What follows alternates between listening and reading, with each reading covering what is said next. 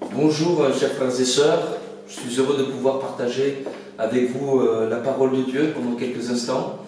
Comme vous le savez, nous ne pouvons plus nous réunir dans nos locaux au 259 avenue du Biterrois, mais cependant nous tenons à garder la parole de Dieu ouverte dans nos cœurs et nous nourrir de cette bonne parole qui nous fortifie et qui nous fait du bien. Je voudrais sans plus tarder donc ouvrir avec vous la Bible dans l'Épître aux Hébreux. Nous allons faire une lecture qui se trouve au chapitre 6e et au verset 11. Voici ce que l'auteur de l'Épître aux Hébreux déclare. « Nous désirons que chacun de vous montre le même zèle pour conserver jusqu'à la fin une pleine espérance, en sorte que vous ne vous relâchiez point et que vous imitiez ceux qui par la foi et la persévérance héritent des promesses. Lorsque Dieu fit la promesse à Abraham, ne pouvant jurer par un plus grand que lui, il jura par lui-même et dit « Certainement je te bénirai, je multiplierai ta postérité. » Et c'est ainsi qu'Abraham, ayant persévéré, obtint l'effet de la promesse. Or les hommes jurent par celui qui est plus grand qu'eux, et le serment est une garantie qui met fin à tous leurs différends. C'est pourquoi Dieu, voulant montrer avec plus d'évidence aux héritiers de la promesse l'immutabilité de sa résolution, intervint par un serment, afin que par deux choses immuables dans lesquelles il est impossible que Dieu mente, nous trouvions un puissant encouragement, nous dont le seul refuge a été de saisir l'espérance qui nous était proposée. Cette espérance, nous la possédons comme une encre de l'âme, sûre et solide. Amen. Voilà, ce texte de l'Épître aux Hébreux nous parle de la persévérance. Et c'est sur ce thème que je voudrais m'adresser à vous maintenant. Il me semble que dans les temps que nous allons vivre, nous allons être éloignés les uns des autres, et bien pendant quelques semaines, nous avons besoin vraiment d'être persévérants. Et cette persévérance, eh bien nous allons la trouver dans la personne de notre Seigneur Jésus-Christ. Bien sûr, cela ne signifie pas que nous ne devons pas prendre des nouvelles les uns les autres, se téléphoner et par toutes sortes de réseaux sociaux même, prendre des nouvelles. Cependant, il convient pour l'équilibre de notre foi que nous trouvions de la force dans la personne de Jésus pour aller plus loin et puis pour persévérer dans ces moments-là. Tout d'abord, vous dire que la persévérance est une caractéristique de la foi en Jésus-Christ. Jésus est mort, mais l'Écriture nous dit ceci, bien plus, il est ressuscité. Et nous croyons que dans notre vie avec le Seigneur, rien ne peut nous empêcher de marcher avec Jésus-Christ.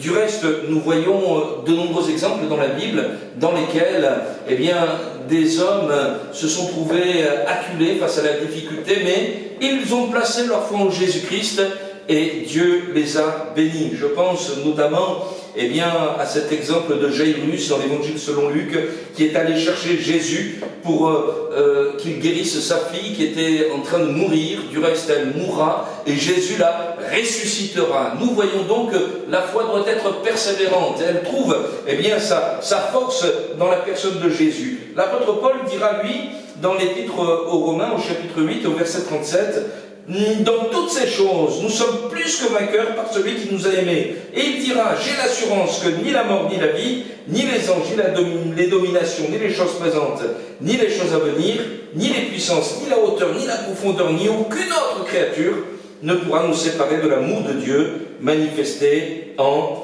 Jésus-Christ. Dieu nous donne la force de persévérer, d'avancer, d'aller jusqu'au bout, parce que notre Seigneur Jésus-Christ est vivant. Mais peut-être me direz-vous, je suis face à une difficulté, et dans les temps que nous traversons, une difficulté, des tensions intérieures, des angoisses, qui me font perdre tous mes moyens. Mais je voudrais vous dire que dans ce texte que nous avons lu, nous voyons l'exemple d'Abraham et de Sarah qui étaient confrontés aussi à des moments difficiles, puisque la Bible nous parle de Sarah dont le sein était mort, dont le corps n'était plus en état d'enfanter.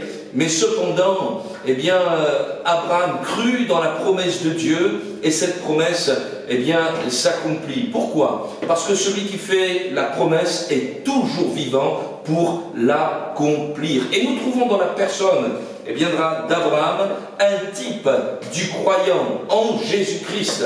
Ton Seigneur est vivant, il est ressuscité et il te donne la force, eh bien, d'avancer. Que cet exemple puisse nous permettre, eh bien, d'aller plus loin et d'avancer avec notre Seigneur Jésus-Christ. Je voudrais vous dire que cette persévérance dont la Bible nous parle n'est pas l'apanage de quelques-uns, de quelques personnages illustres de la Bible. Bien au contraire, nous voyons que dès la naissance de l'Église, la première Église à Jérusalem, qui nous est décrite avec force détail dans le livre des Actes des Apôtres, eh bien, notamment au chapitre 2 et au verset 42, eh bien, il nous est dit qu'elle persévérait. Ils persévéraient, ces premiers croyants, dans l'enseignement des apôtres, dans la communion fraternelle, dans la fraction du pain, dans les prières. De même, pour nous, persévérer dans la foi, eh bien, que nous avons trouvé en Jésus-Christ, est donc quelque chose de tout à fait normal et que nous devons trouver, eh bien, en chaque croyant.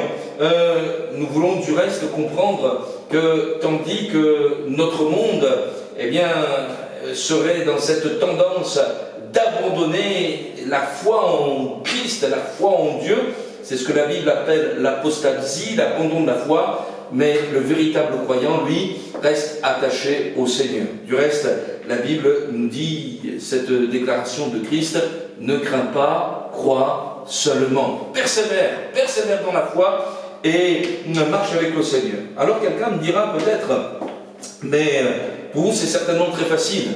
Eh bien, de persévérer, c'est certainement, eh bien, quelque chose qui appartient à votre nature. Je voudrais vous dire ceci, c'est que la foi, eh bien, vient de Christ, c'est lui qui la suscite, et Dieu est le même pour chacun d'entre nous, et il veut faire grâce et nous donner, eh bien, de nous appuyer sur lui pour que nous allions jusqu'au bout.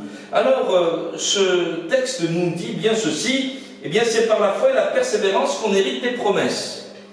Croire ne suffit pas, il faut persévérer. Je le répète, quelqu'un a dit ceci, eh bien, la foi saisit, la persévérance obtient la victoire. Et pour Abraham, obtient, eh bien, la naissance, eh bien, de son fils Isaac. Alors, comment faire pour persévérer? Vous savez, chers amis, la Bible est extrêmement pratique. Ce n'est pas un livre de théologie abstrait, dont on ne comprend pas les mots. Bien au contraire, Dieu se met à notre niveau et veut nous exposer, eh bien, sa parole, et surtout que nous puissions la mettre en pratique. Et dans ce thème de la persévérance, eh bien, nous voyons, eh bien, 3 arguments qui vont nous permettre, eh bien, de persévérer avec le Seigneur. Le premier argument, eh bien, est celui-ci. La parole de Dieu ne change pas.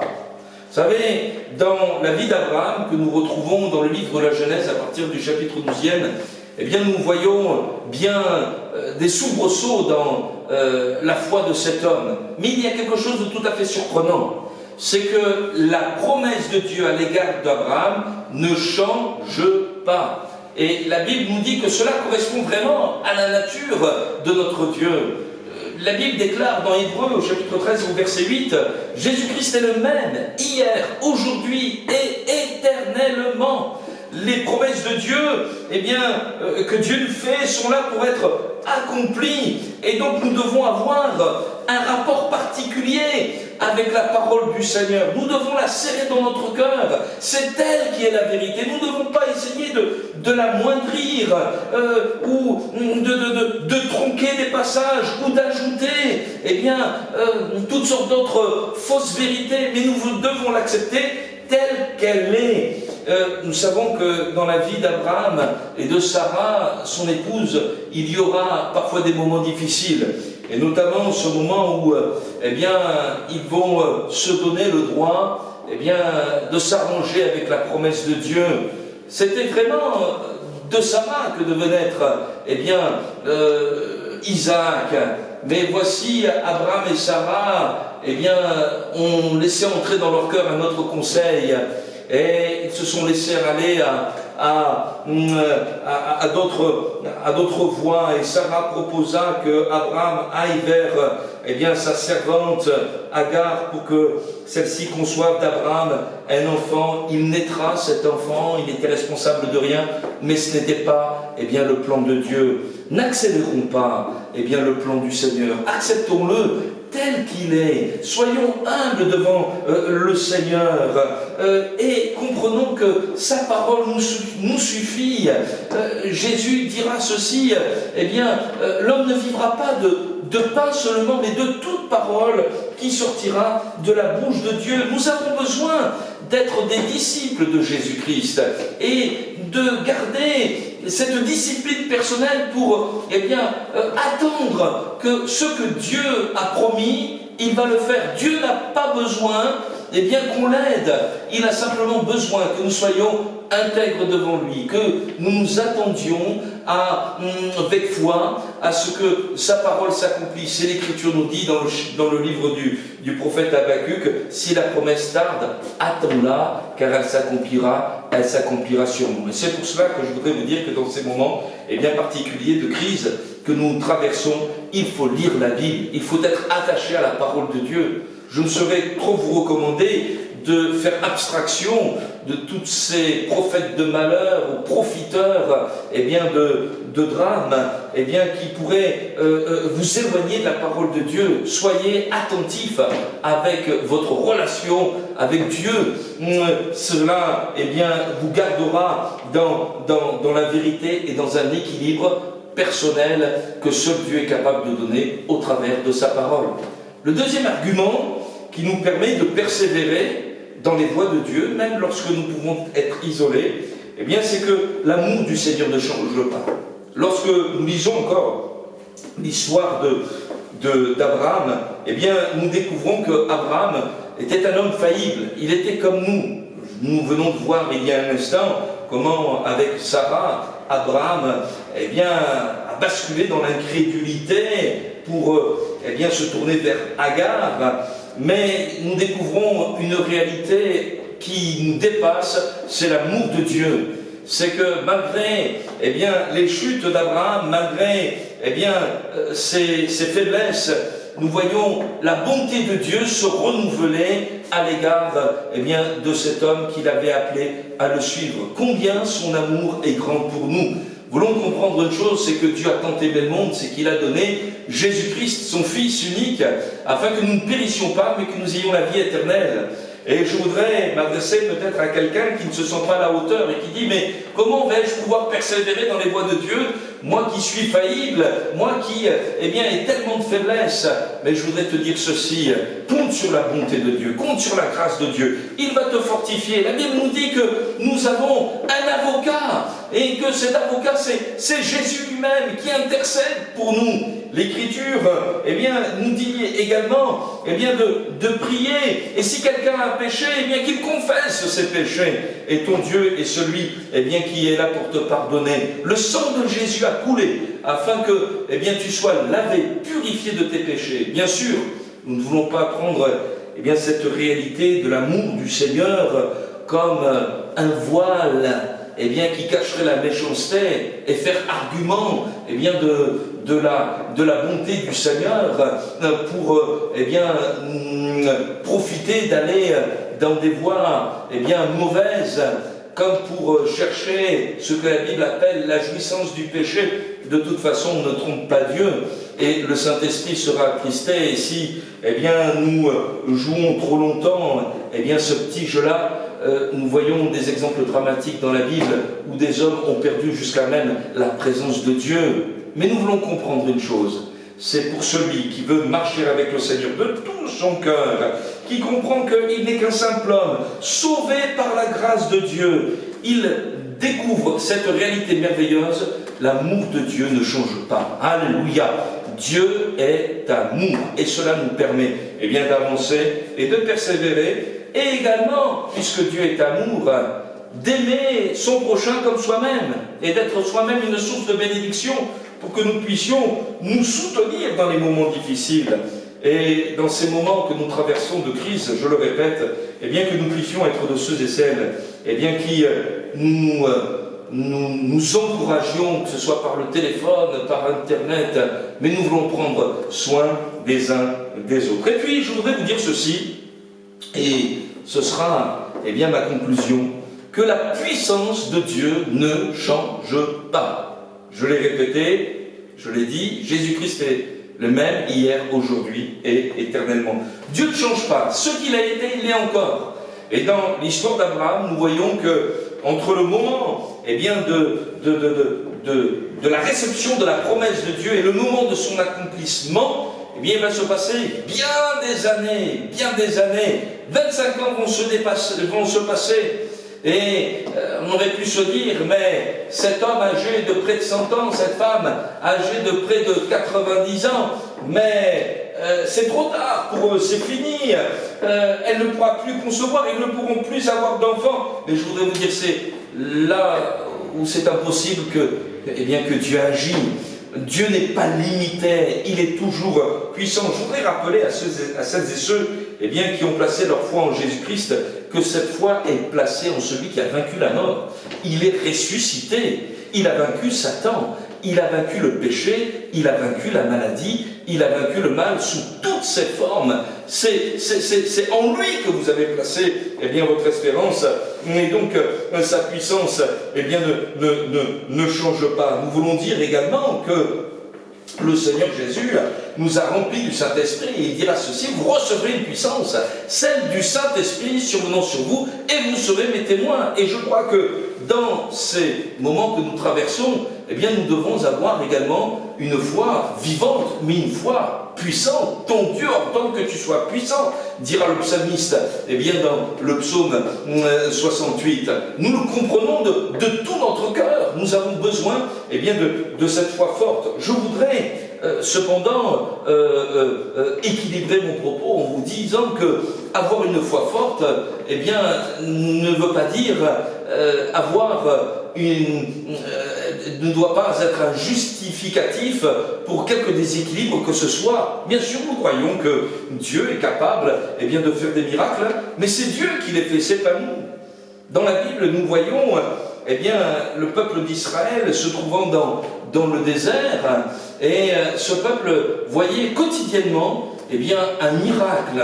Il y avait chaque matin la manne qui était eh bien, déposée eh bien, tout autour du camp, et le peuple se levait de bon matin pour recueillir cette manne, et elle les nourrissait. Personne n'est mort de faim pendant ces 40 années de désert que le peuple d'Israël traversa avant d'entrer dans le pays promis de Canaan.